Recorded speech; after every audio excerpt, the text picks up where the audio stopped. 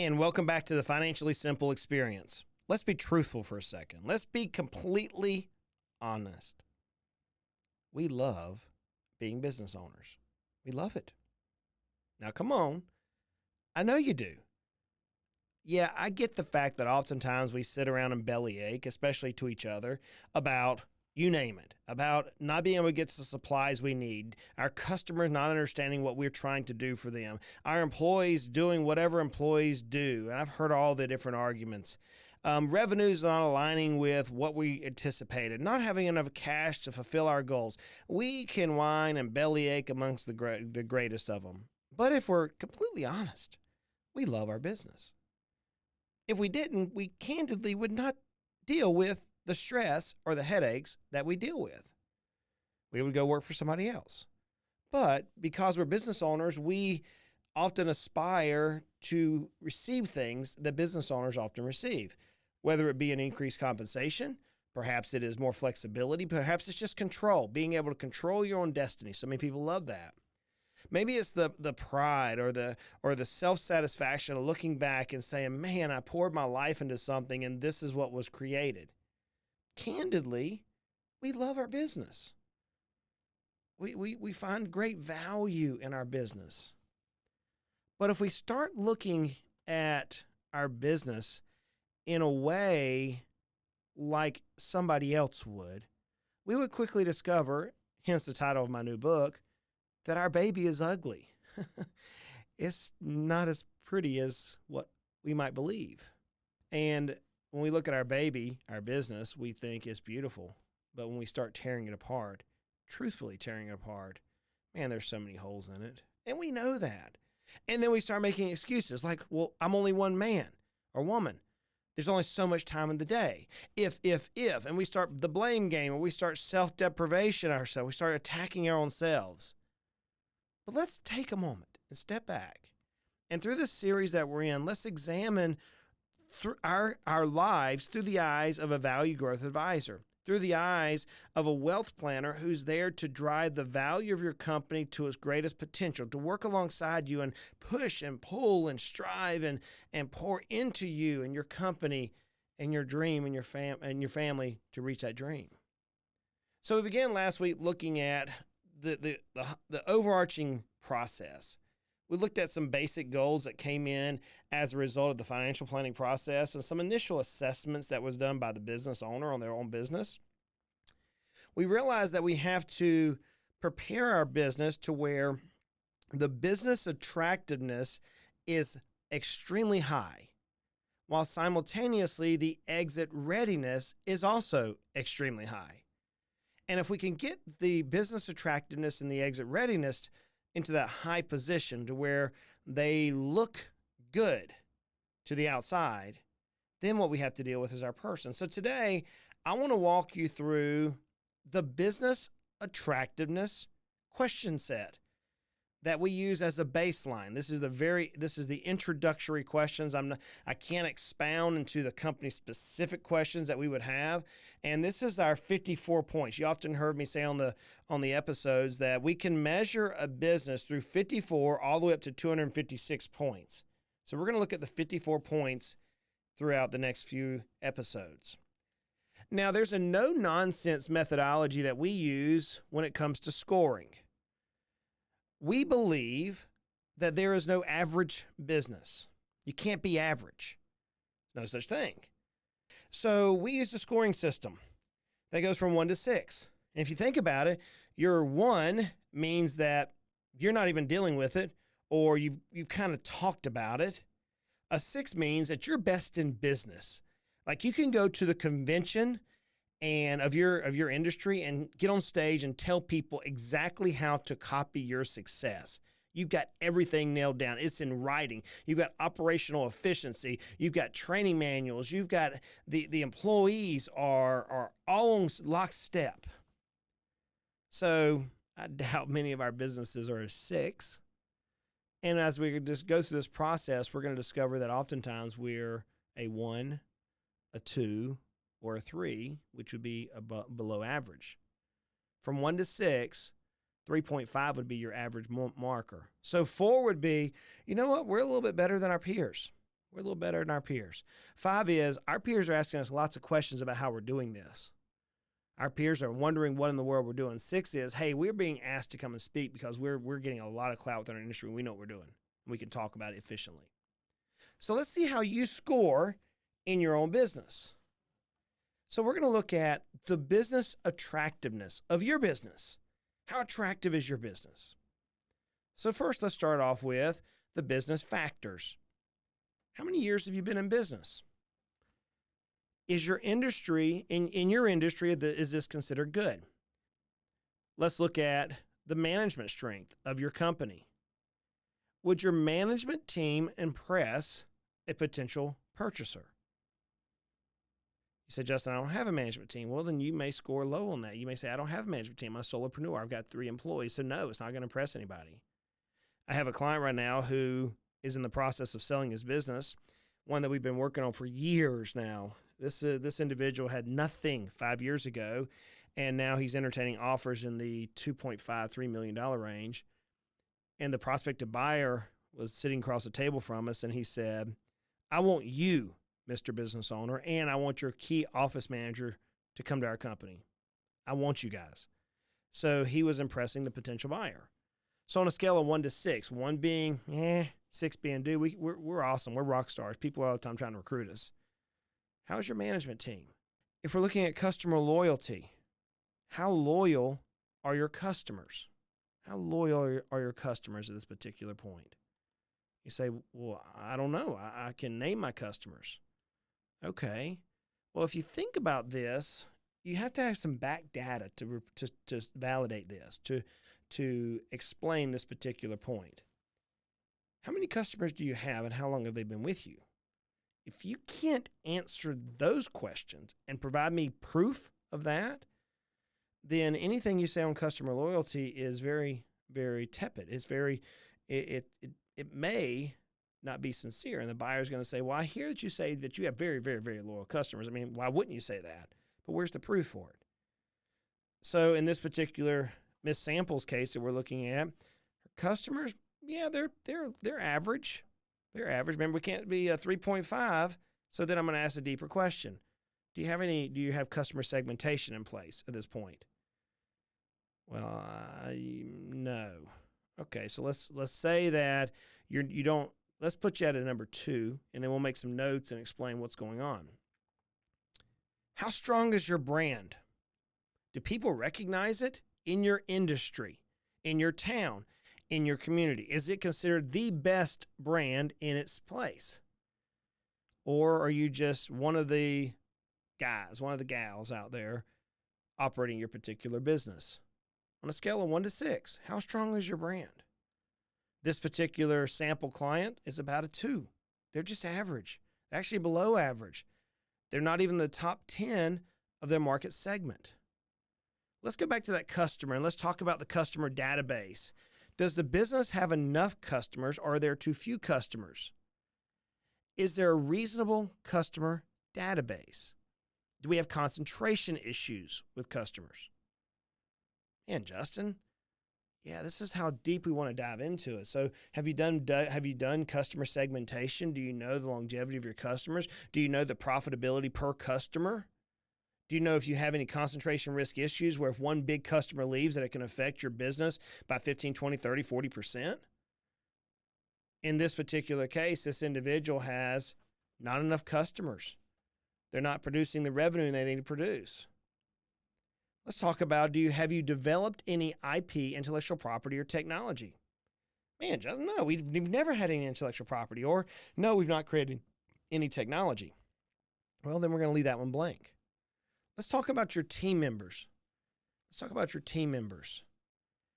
The business is going to have to continue without you in the business.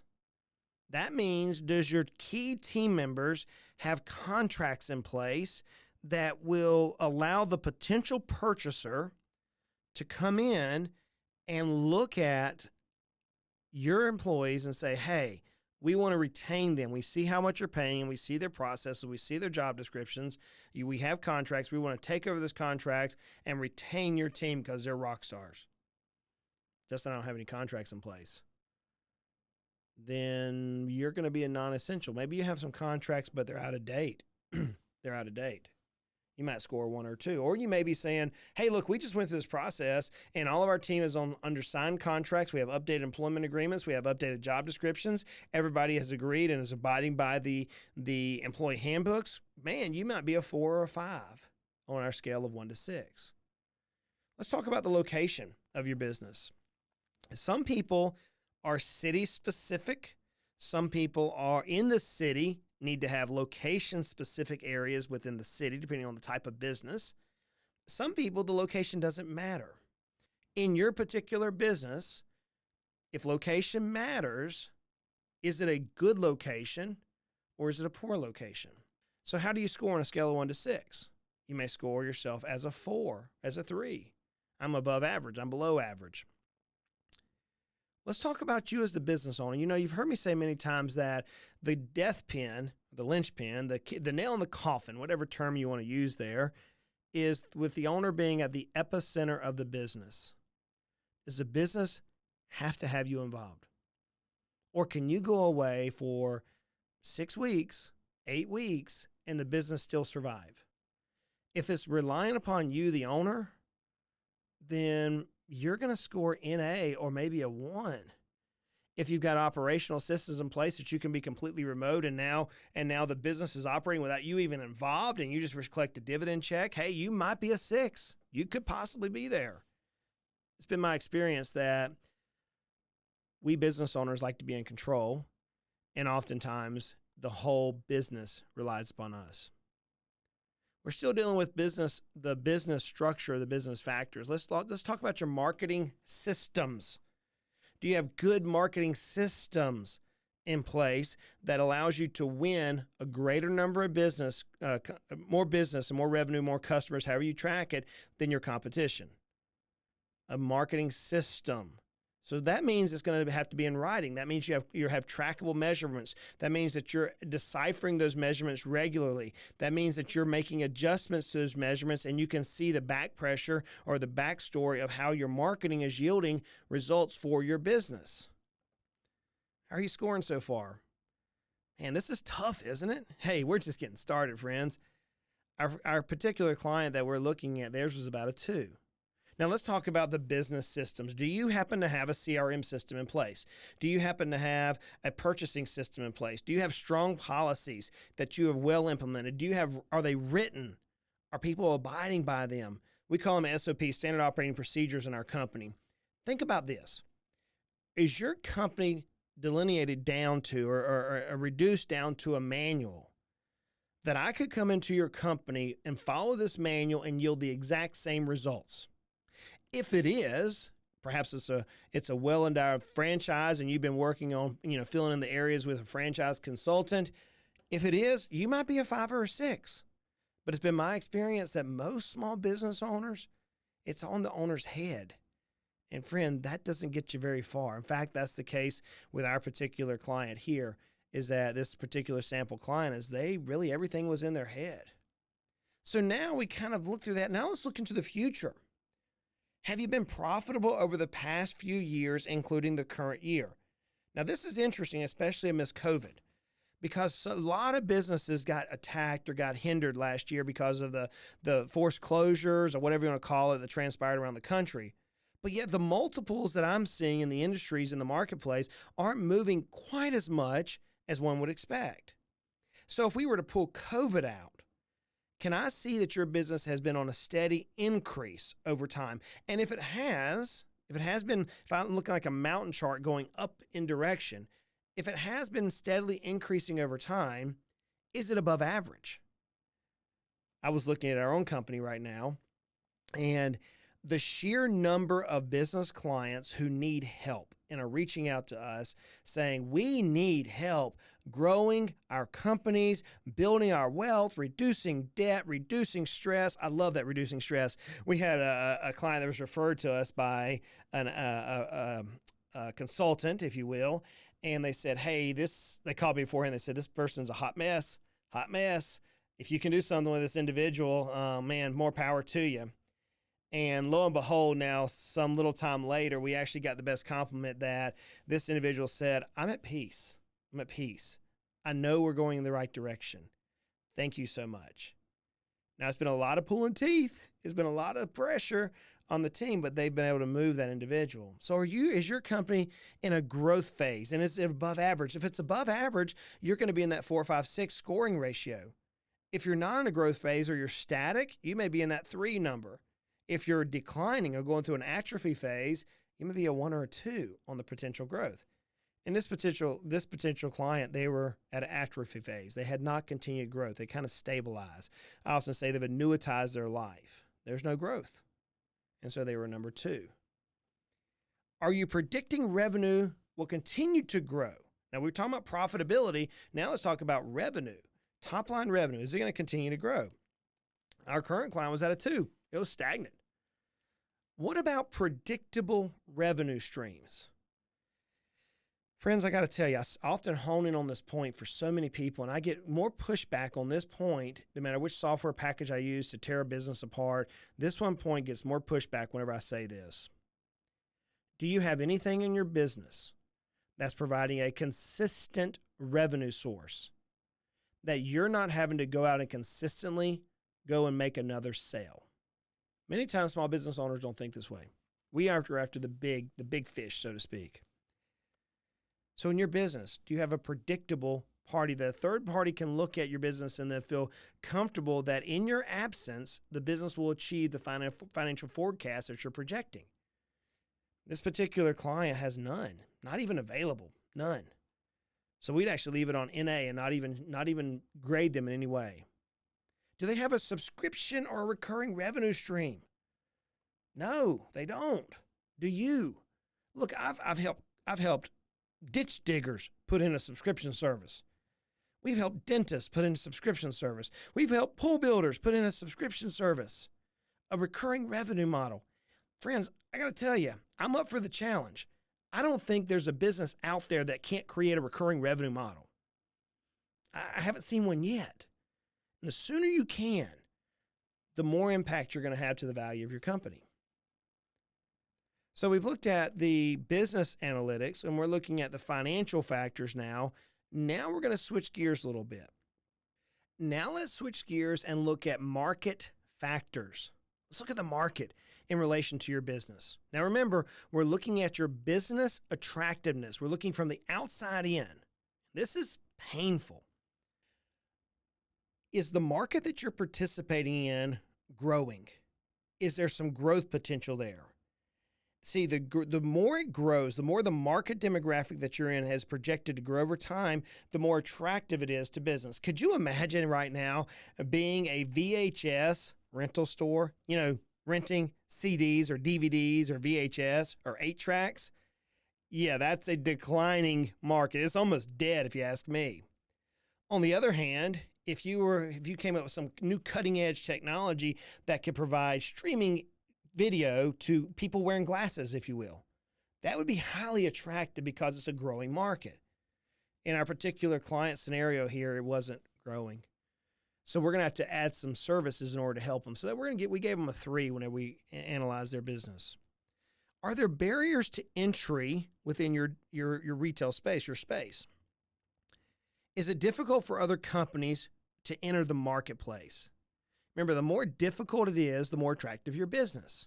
Why? It's the rule of competition, right? If you develop something really good, the more competition comes into place, it dilutes the value of that area.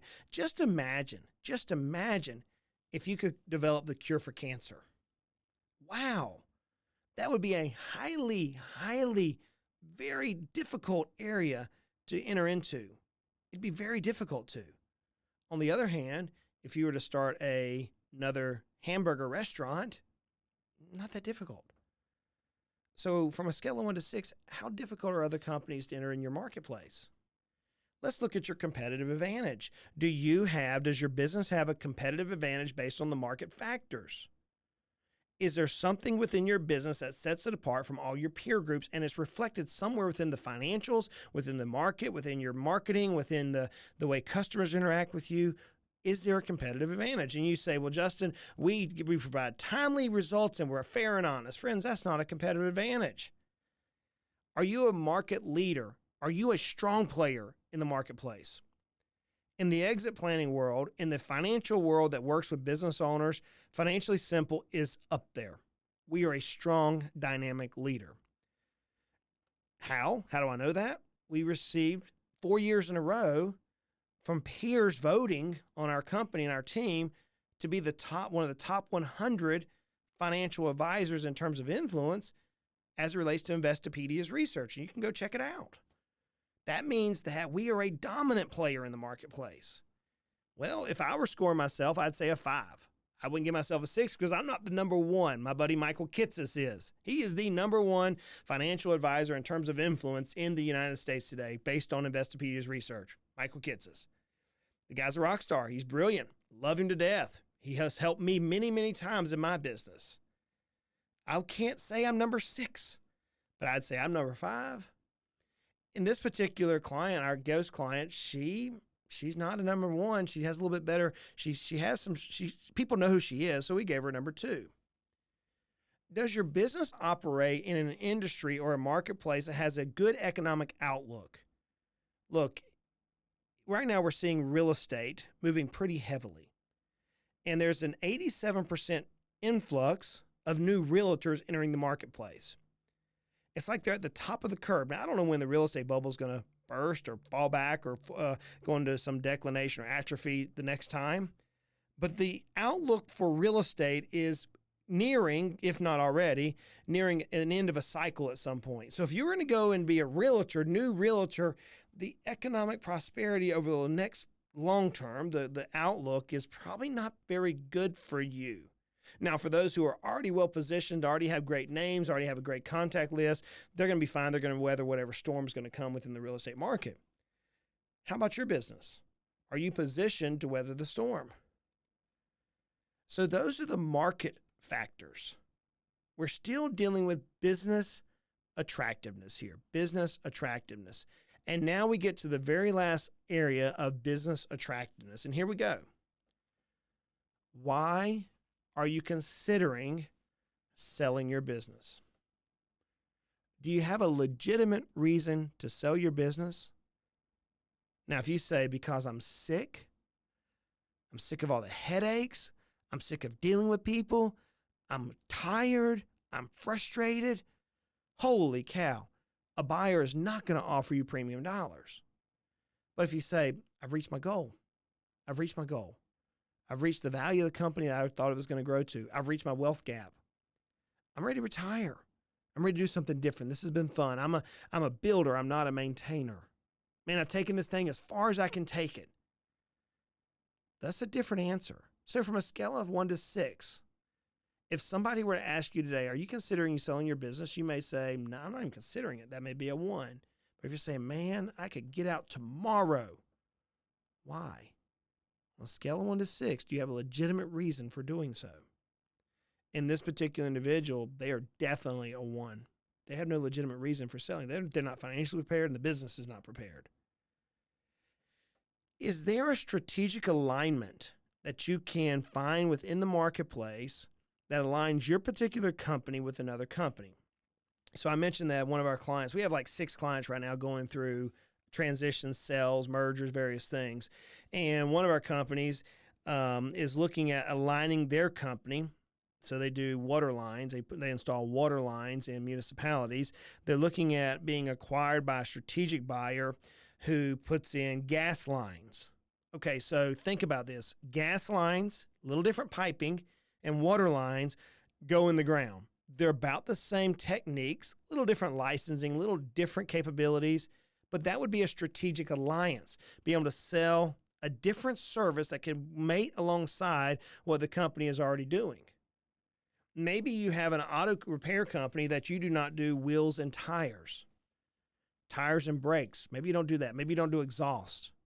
But now you're looking to buy a company that you can send your alignments, your tires, your exhaust over to while you can continue to run diagnostics. That's a strategic alliance. in your particular business, are there strategic buyers that you can look at and notify and say, hey, I think our company will align very attractively with that? If you do, and you can identify that, you might be a 4, 5, or 6. If you say, man, I'm just a dentist. All I do is just basic bread and butter dentistry. Well, then you may be a 1 or 2. Maybe nothing. Let me ask you this. If I were to buy your business, would I consider it to be a risky investment? Think about that. What's your return on investment in your business? If it's not greater than about 12%, which is what the historic small cap index is. Now, you can't invest in an index. We know that. But if you look at any chart out there, small caps have done about 10 to 12% over any length of time. If your business isn't returning better than that, why in the world would an investor take their capital and invest it into a business whenever they could just buy a publicly traded security? So if you're looking at your business, the riskier the investment appears to the purchaser, the less attractive it is, and the lower the price will be. So from yours, is it a risky investment? There's so many ways I could tear that apart. I don't have the time today to do that. And I spend typically a lot of time dealing with that particular answer. Our sample client was a number 1. It was a high-risk investment because she stood at the epicenter of her business. Sometimes there's market hype. This will be my last question for you. Sometimes there's market hype around certain markets or certain industries. I mean, digital currency or cryptocurrency is everywhere right now. I read about a new thing that hit the wires yesterday with a new type of hype on cryptocurrency. Sometimes that hype carries a very high risk, and therefore it's going to lower the price. Remember, the higher the risk, the lower the price, which is why I often say we got to reduce the company-specific risk. In your particular business, do you know what the risk score is of your company? We would. This is what we assess. And in our sample case, it was not very good. So whenever I run all this together for this particular client, our sample client here, we realize that she scored an average of 3.2, 33%. 3.2. Now remember, in her market segment, we know the multiple goes from 2 to 8. So friends, she has at this point roughly 4 to 5 points on her multiple that we could increase. She has lots of red X's, only a few green, and I'll show you this. Let me turn my screen on so you can see this for those of you who are on YouTube. For those, again, who are listening to this via a podcasting platform, go check out the YouTube channel. We're recording a screen share in this particular scenario here, and you'll see in this particular results, it's got a grid here, and she scored a 33%. She did really good on her location, and that was about it. She did fair on a strong growing market. She did fair on her profits, and she did fair on her years of business. But the rest of the infrastructure of her business was all red X's.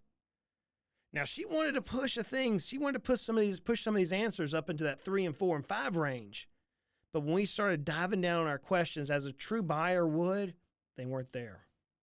So friends, stay tuned for the next episode when we dive into looking deeper into the business assessment. Until next time, I realize life is hard. I realize that. And life is frustrating, but it doesn't have to be. Let's continue to make our lives at least financially simple. Hey, y'all go out and make it a great day.